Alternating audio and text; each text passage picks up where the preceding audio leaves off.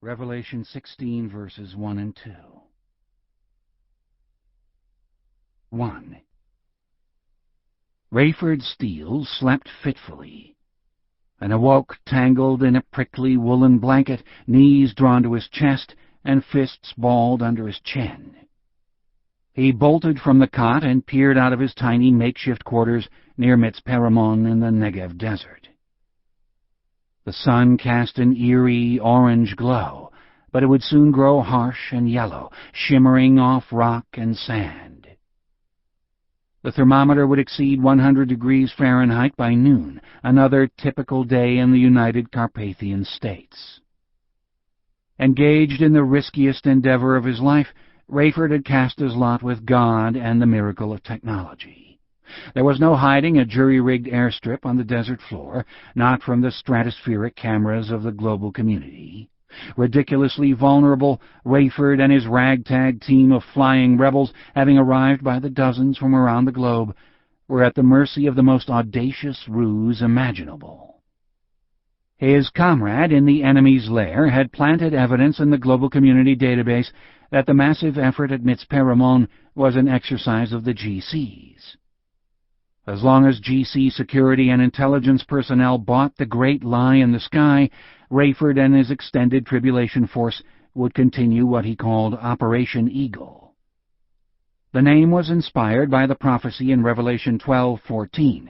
The woman was given 2 wings of a great eagle, that she might fly into the wilderness to her place, where she is nourished for a time and times and half a time from the presence of the serpent.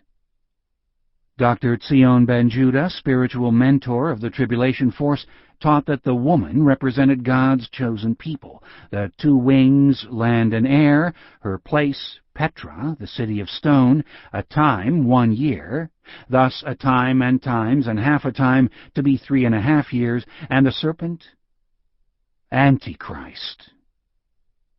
The Tribulation Force believed that Antichrist and his minions were about to attack Israeli Christ followers, and that when they fled, Rayford and his recruited fellow believers would serve as agents of rescue. He dressed in a khaki shirt and shorts and went looking for Albie, his second-in-command. The helpers, rallied via the internet by Rayford's daughter Chloe from the safe house in Chicago, had only recently finished the landing strip. They had alternated shifts. Some were instructed in flight plans by the same personnel who had checked them in and verified the mark of the believer on their foreheads, while others ran heavy equipment or toiled as laborers. "Here, Chief," Albie said, as Rayford took in the row after row of helicopters, jets, and even the occasional prop plane lining the far side of the strip. "First mission accomplished." The small, dark, former black marketer, nicknamed after his home city of Al-Basra, wore his bogus GC deputy commander uniform and had in tow a large young man who Rayford was not surprised to learn was from California. "George Sebastian," the tall, thick blonde said, extending a powerful hand. "Oh, I know who you are, sir," George said. "Pretty sure everybody here does." "Let's hope nobody outside here does," Rayford said. "So you're Albie's choice for chopper lead." "Well, he, asked that I refer to him as Commander Albaz, but yes, sir." "What do we like about him?" Rayford asked Albie. "Experienced, smart, knows how to handle a bird." "Fine by me. Wish I had time to socialize, George, but if you just have another minute, Captain Steele." Rayford glanced at his watch. "Walk with us, George." They headed to the south end of the new airstrip, Rayford's eyes and ears alert for unfriendly skies.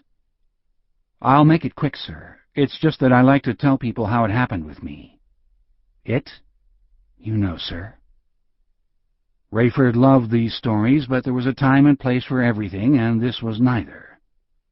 "Nothing dramatic, Captain. Had a chopper instructor, Jeremy Murphy, who always told me Jesus was coming to take Christians to heaven. Of course, I thought he was a nutcase, and I even got him in trouble for proselytizing on the job. But he wouldn't quit.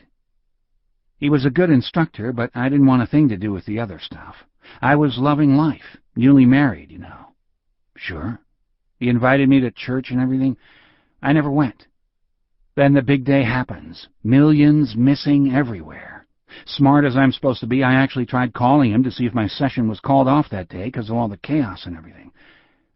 Later that night, somebody found his clothes on a chair in front of his TV. Rayford stopped and studied George. He would have enjoyed hearing more, but the clock was ticking. Didn't take you long after that, did it? George shook his head. I went cold. I felt so lucky I hadn't been killed. I prayed, right then, that I would remember the name of his church. And I did, but hardly anybody was there. Anyway, I found somebody who knew what was going on. They reminded me what Murphy had been telling me, and they prayed with me. I've been a believer ever since. My wife, too. My story's almost the same, Rayford said, and maybe one of these days I'll have time to tell you. But, sir, the young man said, I need another second. I don't want to be rude, son, but you need to hear him out, Cap, Albie said. Rayford sighed. George pointed to the other end of the airstrip. I brought samples of the cargo that's following me, as soon as the strip can handle transport. Cargo? Weapons. Not in the market. These are free, sir. Still, our base trained for combat, George said. When Carpathia told the nations to destroy 90% of their weapons and send the other 10% to him, you can imagine how that went over. The U.S. was the largest contributor, but I'll bet we also held on to more. What have you got? Probably more than you need. Want to see the samples? David Hasid sat in the front passenger seat of the rented van with his solar-powered laptop. Leo Rose was driving. Behind her, Hannah Palemoon sat next to Mac McCullum, while Abdullah Smith lay on his back across the third seat. They had spent the night hidden behind a rock outcropping 1.5 miles off the main road, midway between Resurrection Airport in Amman, Jordan, and Mitzperimon. The last thing they wanted was to lead the GC to Operation Eagle. David found on the net that he, Hannah, Mac, and Abdullah were still presumed dead from the airplane crash in Tel Aviv the day before, but security and intelligence personnel were combing the wreckage. How soon before they realized we're at large, Hannah said. Mac shook his head. I hope they assume we'd have been vaporized in a deal like that. Pray they find small bits of shoes or something they decide is clothing material. I can't raise Chang, David said, angrier than he let on. I imagine the boy's busy, Mac said. Not for this long. He knows I need to be sure he's all right. Worrying gets us nowhere, Mac said. Look at Smitty. David turned in his seat. Abdullah slept soundly. Hannah and Leah had hit it off and were planning a mobile first aid center at the airstrip. We all fly back to the States when the operation is over, Leah said. Not me, David said, and he felt the eyes of the others. I'm going to Petra before anybody else even gets there. That place is going to need a tech center, and Chang and I have already put a satellite in geosynchronous orbit above it. His phone chirped, and he dug it from his belt. Hey, he heard. You know where I am because I'm on schedule. You don't need to talk in code, Buck. Nothing's more secure than these phones. Force of habit. Listen, somebody missed their rendezvous. Just say who, Buck. If we're going to be compromised, it's happened already. Hattie. She was with Leah in Tel Aviv. Then she was supposed to... I know, David, Buck said. She was to check in with me at dawn today in Jerusalem. The old man's there and okay? Scared to death, but yeah. Tell him we're with him. No offense, David, but he knows that, and Hattie is a much bigger problem. She's got her alias, right? David, can we assume the obvious and deal with the problem? She's supposed to be here, but I haven't heard from her. I can't go looking for her. Just let everybody know that if they hear from her, she needs to call me. She crucial to your assignment? No, Buck said. But if we don't know where she is, we're going to feel exposed. The GC lists her deceased, just like us. That could be what they want us to think they believe. Hang on, David said, turning to Leah. What was Hattie supposed to do after you two split up? Disguise herself as an Israeli, blend into the crowd in Tel Aviv, go to Jerusalem, check in with Buck, and watch for signs that Carpathia's people recognized either Buck or Dr. Rosenzweig. Then, Lie low in Jerusalem until everything blew up there, then head back to Tel Aviv. Someone from the operation was going to pick her up and fly her back to Chicago, while all the attention was on Jerusalem and the escape. David turned back to the phone. Maybe she got spooked in Tel Aviv and never got to Jerusalem. She needs to let me know that, David. I've got to hold Chaim's hand for a while here, so inform everybody, will you? A few minutes after midnight, Chicago time, Dr. Tzion Ben Judah knelt before his huge, curved desk at the Strong Building and prayed for Chaim. The former rabbi's confidence in his old mentor's ability to play a modern-day Moses was only as strong as Chaim's own, and while Rosenzweig had proved a quick and thorough study, he had left the United North American states still clearly resisting the mantle. Sion's reverie was interrupted by the low tone on his computer that could be triggered by only a handful of people around the world who knew the code to summon him. He struggled to his feet and peered at the screen. "Dr. Ben Judah, I hope you're there," came the message from Chang Wong, the teenager David had left in his place at Global Community Headquarters in New Babylon.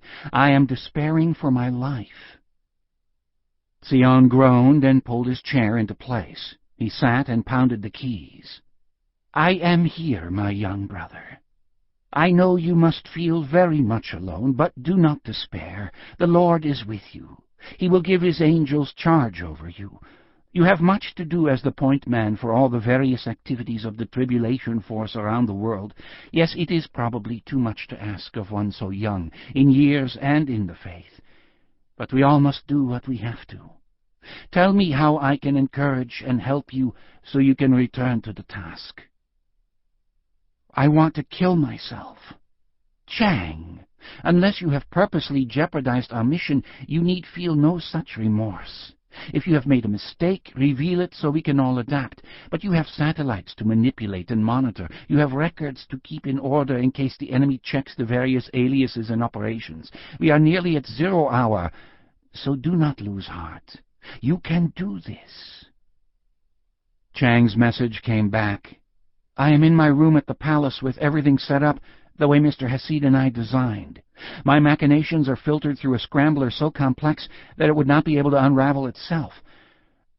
I could end my life right now and not affect the Tribulation Force."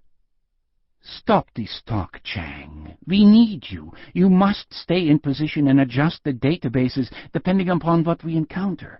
Now quickly, please, what is the problem?" "The problem is the mirror, Dr. Ben Judah. I thought I could do this. I thought the mark that was forced on me would be an advantage, but it mocks me, and I hate it.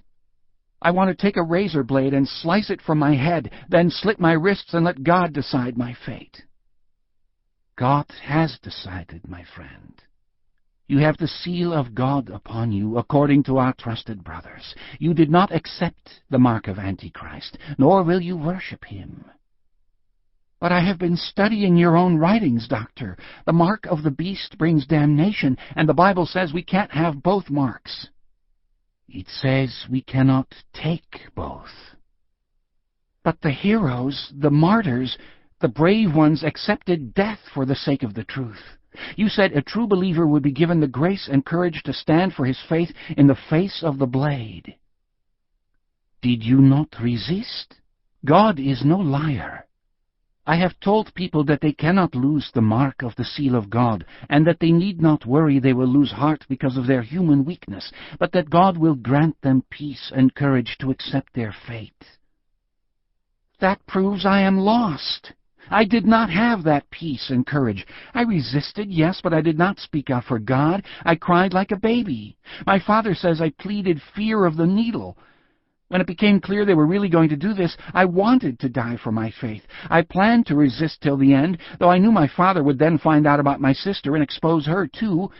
Right up until the time they stuck me, I was prepared to say no, to say that I was a believer in Christ." Sion slumped in his chair. Could it be true? Was it possible God had not given Chang the power to resist unto death? And if not, was he not truly a believer? "Do me this favor," he tapped in slowly. "Do not do anything rash for 24 hours. We need you, and there must be an answer. I do not want to gloss over it, for I confess it puzzles me too. Will you stay at the task and fight your temptation?